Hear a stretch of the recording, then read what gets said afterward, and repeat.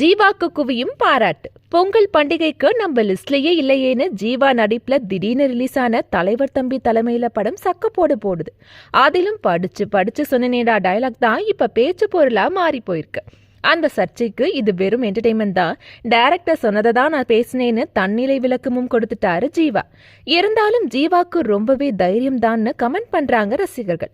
அந்த ஸ்டேட்மெண்ட் நிஜமாக்குற மாதிரி அவர் பேசின விஷயம் ரசிகர்கள் மத்தியில ஆச்சரியத்தை ஏற்படுத்தியிருக்கு. அவர் ஒரு இன்டர்வியூல பேசும்போது, எனக்கு சிவகார்த்திகேயன் கூட போட்டி கிடையாது, ஆனா அவரோட பிஆர் டீம் கூட தான் போட்டி. ஏன்னா காசு வாங்கி அவரை ப்ரமோட் பண்றதும் மற்ற நடிகர்களை மட்டம் தட்டுறதுமா இருக்காங்க. அதனால அவங்க கிட்ட கவனமா இருக்கணும்னு ரொம்ப போல்டா பேசியிருக்காரு ஜீவா.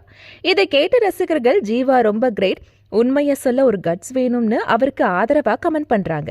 குறுகிய காலத்துல உச்சத்துக்கு போன சிவகார்த்திகேயன் நன்றி கெட்டவர், உயரணும்னு சிலருக்கு துரோகமும் சிலரோட கால வாரிவிட்டும் தான் இந்த இடத்துக்கு வந்தார்னு அவரை பத்தி சிலர் இப்பவும் நெகட்டிவா கமெண்ட் பண்ணதான் செய்யறாங்க.